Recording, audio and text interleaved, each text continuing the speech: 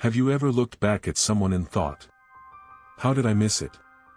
Not because the signs were invisible, but because they were small, polite, socially acceptable, easy to excuse. That is how most betrayal enters your life. Not through obvious evil, through charm, through timing, through people who know exactly how to look sincere while hiding what they really are. And that is the danger. Because in today's world, people are trained to perform. They know how to smile in public, say the right things, post the right quote, act supportive, act mature, act healed. But performance is not character. Image is not integrity. And the longer you confuse the two, the more expensive the lesson becomes. In this video, I want to walk with you through 5 revealing signs that expose who someone really is. Not when life is easy. Not when the lights are on and everyone is watching. But in those unscripted moments where the mask slips. And stay with me until the end, because the final sign is the one most people dismiss as not a big deal, even though it tells you almost everything about a person's inner world. This is not about becoming paranoid. It is about becoming clear. Because one of the most painful experiences in adult life is not being hurt by bad people. It is being hurt by people you kept giving the benefit of the doubt. So let's get into it. 1. Watch their reaction to your success. If you want to see what someone truly carries inside them, tell them something good has happened to you. Not because success changes you, but because it exposes what your growth activates in them. This is one of the hardest truths to accept, especially when the person in front of you is someone you love, someone you have history with, someone you expected to be happy for you. You work for months, maybe years. You stay disciplined when nobody claps. You lose weekends. You sacrifice comfort. You keep going when nothing is guaranteed. Then one day, something finally moves. You get the promotion. You sign the contract. You lose the weight. You leave the toxic job. You finish the degree. You rebuild your peace. And naturally, you want to share that moment with someone close to you. But instead of warmth, you get something colder. A smile that looks correct but feels empty. A congratulations that lands like obligation. A quick shift back to their own problems. A subtle comment that shrinks what you just achieved. Must be nice. You got lucky. Well, not everyone has that kind of opportunity. I could have done that too if I had the time. That is not celebration. That is discomfort wearing manners. And if you've lived long enough, you know exactly how disorienting that moment feels. Because on the surface, they did nothing dramatic. No explosion. No open jealousy. No obvious attack. Just enough support to remain innocent, but not enough warmth to feel real. That is how a lot of resentment operates in adult relationships. It rarely arrives screaming. It arrives underdressed. Quiet. Controlled. Plausibly deniable. I remember sharing a major turning point in my life with someone I had known for years. I had worked for it longer than most people knew. There were nights I doubted myself, mornings I wanted to quit, moments I wondered if I was building toward nothing. So when it finally happened, I wasn't looking for applause. I was just hoping for sincerity. What I got was a tight smile, a pause that lasted a little too long, and then a conversation about why their life had been harder lately. No joy. No pride. No real curiosity. Just a quiet emotional withdrawal the moment I stepped into something better. For a while, I questioned myself. Did I say it wrong? Did I make it sound like bragging? Was I too excited? Too expressive? Too much? But that's what emotionally dishonest dynamics do. They teach you to mistrust your own joy. And eventually I realized something important. Their reaction was not measuring my success. It was revealing their relationship to it. Because your growth forces people to confront themselves. For healthy people, that confrontation can be inspiring. They see your discipline, your courage, your consistency, and it wakes something up in them. It makes them want to rise too. But for insecure people, your success feels like exposure. It reminds them of what they postponed, what they abandoned, what they keep blaming on timing, luck, or the world. And when people don't want to face themselves, they often make your progress emotionally inconvenient. Now let me be fair here. Not everyone who struggles to celebrate you is automatically a bad person. Life is heavy. Some people are fighting battles you cannot see. Sometimes someone is exhausted, discouraged, grieving, or just not emotionally available in that moment. But there is a difference between someone having a hard season, and someone who consistently makes your joy feel unsafe. That pattern matters. Pay attention to whether they regularly minimize your wins. Pay attention to whether they go cold when you rise. Pay attention to whether every breakthrough you have becomes a stage for their insecurity. Because over time, that kind of energy does something damaging. It teaches you to hide your light in order to preserve connection. And that is too high a price to pay. A lot of adults do this without realizing it. They downplay good news around certain people. They make their success sound smaller. They soften their language, suppress their excitement, pretend they don't care that much. Not because they are humble, but because they have learned that some relationships only stay comfortable when they remain slightly diminished. That is not friendship. That is emotional containment. And this goes beyond money, status, or career. Sometimes your success is simply becoming healthier. Choosing peace. Setting boundaries. Leaving a dysfunctional environment. Breaking a family pattern. Refusing to stay where you are tolerated but not valued. I've seen people become more threatened by your healing than by your ambition. Because achievement can still be rationalized. Healing cannot. It changes your standards. It changes your availability. It changes what you will no longer participate in. And that is when certain people start pulling away, mocking you, or acting like you've changed in a bad way. But maybe what really changed is this. You became harder to control. That is why this sign matters so much. Not because it proves everyone around you is fake, but because it reveals who can emotionally survive your expansion. And let me turn this inward for a second, because this video is not just about judging others. How do you react when someone around you wins? When your friend gets the opportunity you wanted? When your sibling finds stability before you do? When someone younger moves faster than you? When somebody you know becomes more confident, more peaceful, more respected? What happens inside you? Because envy is human. The first sting can happen to anyone. But character is revealed by what you do next. Do you let bitterness settle in? Do you secretly hope they fail? Do you withdraw your warmth because their rise unsettles your ego? Or do you do the more difficult, more mature thing, and celebrate them anyway? That matters. Because one of the quietest forms of strength is learning how to clap for people while still building your own life. So here's the lesson: when something good happens to you, don't just enjoy the milestone. Observe the room. Some people will light up because they love you. Some will go dim because your growth disturbs the story they told themselves about you. Believe both reactions. The people who can stay warm when you rise, keep them close. The people who become colder the more aligned you become. Love them if you must. But stop giving them front row access to your becoming. 2. Observe how they handle power. If success reveals insecurity, power reveals structure. Give someone even a small amount of power, and suddenly you're no longer dealing with their personality. You're dealing with their unfiltered operating system. That's why power is one of the clearest character tests in life. Not because power magically corrupts people, but because it amplifies what was already there. If someone is grounded, power tends to make them more responsible.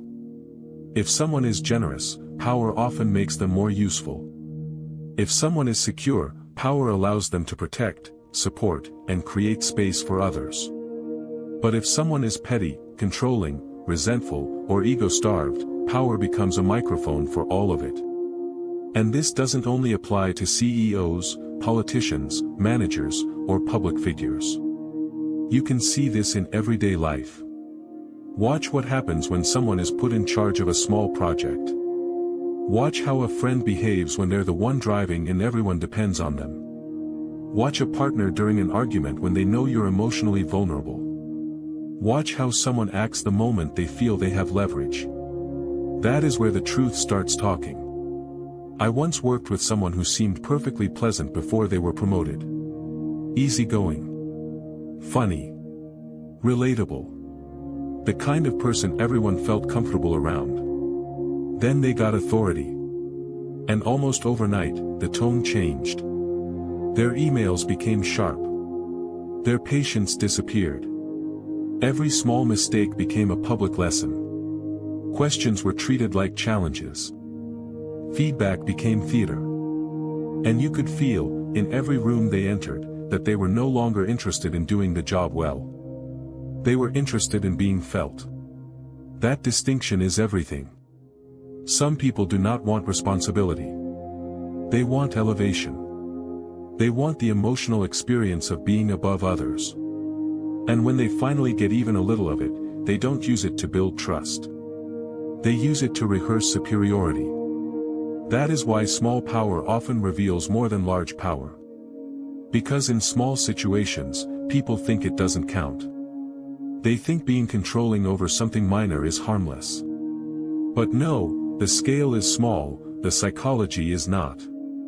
I've seen the same thing happen in friendships. Someone gets access, influence, status, or a role that puts them in charge of a social plan, a community space, a creative decision, and suddenly everything must orbit around them. Suggestions feel like threats. Collaboration feels like disrespect. Every disagreement becomes personal. Why? Because insecure people often confuse leadership with dominance. But real authority does not need to humiliate. It does not need to constantly remind you who is in charge. It does not need to make other people smaller in order to feel large. The strongest leaders I've ever known had a kind of emotional steadiness that made everyone else better. They did not drain the room trying to prove they mattered. They carried responsibility in a way that made you feel safe. That is what mature power feels like. Not theatrical. Not insecure. Not loud. Clear. Stable. Measured. Years ago, I had a mentor who once said something that stayed with me. If power makes you feel taller, you're already using it wrong. That landed hard. Because power should not inflate you. It should sober you. It should make you more aware of your impact. More careful with your words. More responsible with the trust people place in you. And yet modern culture often rewards the opposite. It mistakes intimidation for strength. Control for leadership. Ego for confidence. That's part of the social illusion Machiavelli understood so well. Many people are not loyal to virtue. They are loyal to appearance. If dominance looks effective, they will mistake it for competence. If cruelty looks decisive, they will call it strength. But do not be fooled by that performance. Anyone can act powerful when there is no cost to their arrogance. The real question is this: what do they do with asymmetry? When they have more status than the person in front of them. More money. More experience. More influence. More emotional leverage. Do they become more humane? Or less? That is the test. And you can learn a lot by watching how people treat those who cannot challenge them. A manager with interns. A husband with a wife who is emotionally exhausted. A friend organizing a group and deciding whose needs matter. A successful person around someone they no longer perceive as useful. That's where pretense gets thin. Now again, let's turn the mirror. How do you handle power? Because almost everyone has some version of it somewhere. You may be more experienced. more financially stable, more emotionally composed, more socially connected, more knowledgeable, more desired, more needed. What do you do with that advantage? Do you use it to make people feel behind? Do you become sharp, dismissive, or self-righteous? Do you enjoy being the one others depend on a little too much? Do you punish disagreement because your ego confuses it with disrespect? These are uncomfortable questions. But they matter. I've had moments in my own life where I caught traces of that temptation in myself. The urge to be right instead of useful. The urge to press a point because I could. The urge to let competence quietly become superiority. And every time, life humbled me. Because power is not a license. It is a test. And what stays with people is not how impressive you looked while you had it. It is how they felt in your presence when you did. So pay attention when someone has the upper hand. You will learn more from that than from 100 speeches about kindness. Because power doesn't build character. It reveals whether character was there all along. 3. Notice who they become under stress. Stress is where the rehearsed version of a person begins to fail. When life is smooth, almost anyone can appear decent. When there is no pressure, no inconvenience, no disappointment, no fear, people can wear calm like clothing. They can sound patient, balanced, self-aware, respectful. But pressure is different. Pressure strips editing away. This is why I pay close attention to who someone becomes when life stops cooperating with them. Do they stay grounded? Do they communicate honestly? Do they become quieter but still respectful? Do they remain aware of how their pain lands on the people around them? Or do they turn reckless with other people's nervous systems? Because that is what a lot of stress responses really are.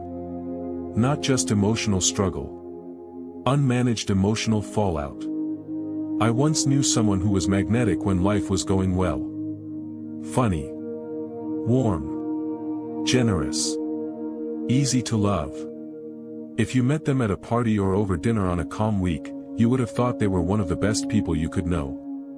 But stress changed everything. A hard deadline, family conflict, financial pressure, even a disrupted plan, and suddenly a different person appeared.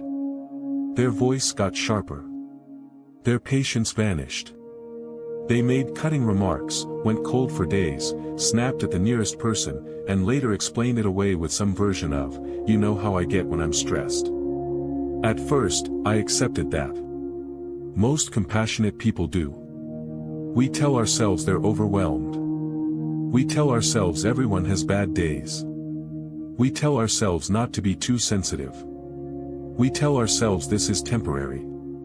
But after enough repetition, a hard truth begins to surface. Stress does not create cruelty. It reveals where cruelty already has permission. That doesn't mean every stressed person is secretly awful. Not at all. Some people shut down. Some withdraw. Some become quiet. Some cry. Some need space. Human beings are not machines. But there is a difference between struggling, and using your struggle as a hall pass to disrespect people. That difference is character. And this matters more than a lot of people want to admit. Because in adult life, you are not just choosing people for their best days. You are choosing them for funerals, deadlines, illness, conflict, disappointment, money pressure, parenting fatigue, aging parents, business setbacks, betrayal, uncertainty, grief. You are choosing who stands near you when life gets ugly. So you cannot afford to only study who someone is when they are relaxed. You need to know who they become when things go wrong. I've also seen the opposite, and it's unforgettable. I've seen people under extraordinary pressure remain gentle. Not perfect. Not robotic. Not fake positive. Just deeply responsible for the energy they bring into the room. I knew a man once who lost his job unexpectedly at a point in life when most people would have panicked. He had bills, responsibilities, fears sitting on his chest every morning, the kind of stress that can make people harsh without even realizing it. But instead of becoming cruel, he became more thoughtful, more present, more aware that everyone is carrying something. He was still hurting, but he did not use his pain as permission to make everyone else bleed. That stayed with me. Because under pressure, people stop telling you who they are. They start demonstrating it. And the everyday moments matter here too. You don't need a life crisis to see this pattern. Look at how someone handles traffic, delays, being misunderstood, a changed plan, a long line, a missed flight, a complicated family dinner, a child having a meltdown, tech not working when they're already late. Stress leaks through small inconveniences first. A lot of people say, it's not fair to judge someone under stress. I understand the instinct behind that. But I don't fully agree. You should not judge someone for feeling stress. You should absolutely pay attention to what they permit themselves to become inside it. That matters in friendship. It matters in marriage. It matters in leadership. It matters in business. It matters anywhere trust matters.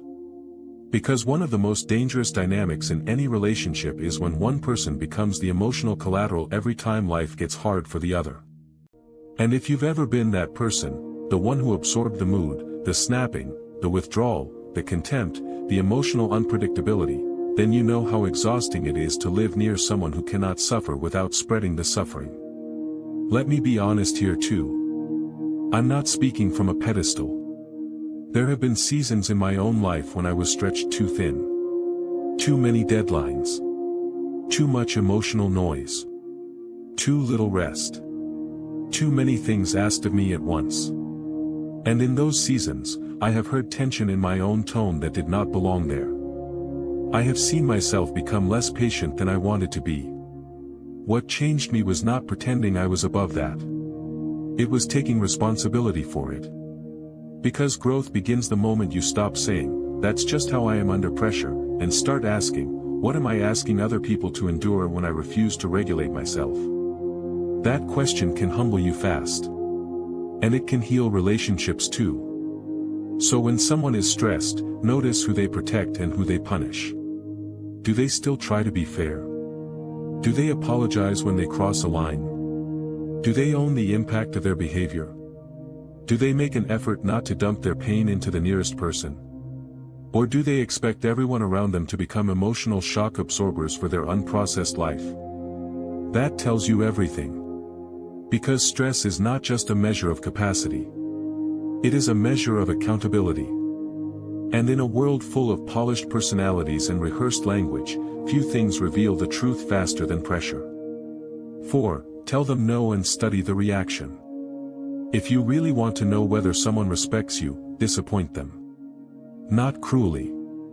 Not theatrically. Just simply. Clearly. Honestly. Tell them no. You would be amazed how many relationships look healthy only because one person has never tested the boundary. As long as you are agreeable, available, helpful, responsive, accommodating, emotionally accessible, and willing to bend, everything seems fine. The relationship feels warm, easy, supportive, loving, even. But the moment you say no, to a request, an invitation, a demand, a dynamic, a habit, a pattern, something shifts. And what emerges in that moment is often more truthful than everything that came before it. Because no is where entitlement gets exposed. I once had a friendship that looked solid from the outside. Years of history. Shared memories. Familiar rhythm. The kind of connection people assume is safe simply because it has lasted. But over time, I started noticing something subtle. The relationship functioned best when I was flexible. When I made room. When I adjusted. When I absorbed inconvenience without making it visible. Then one day I didn't. There was a trip being planned, expensive and badly timed. I said no. Calmly. Respectfully. No drama. No accusation. Just honesty. It wasn't the right move for me. And the response told me more about that friendship than the previous several years had. There was no understanding. No maturity. No room for my reality. Instead, I got guilt. Passive aggression. Emotional pressure dressed up as disappointment. So I guess this doesn't matter to you. Interesting to know where I stand. I just thought you were the kind of person who showed up. That moment was clarifying. Because people who respect you may not always like your boundary, but they do not punish you for having one. That is one of the cleanest truths in adult relationships. A lot of manipulation does not look like manipulation at first. It looks like hurt feelings. Looks like jokes. Looks like, I'm just saying. Looks like subtle withdrawal. Looks like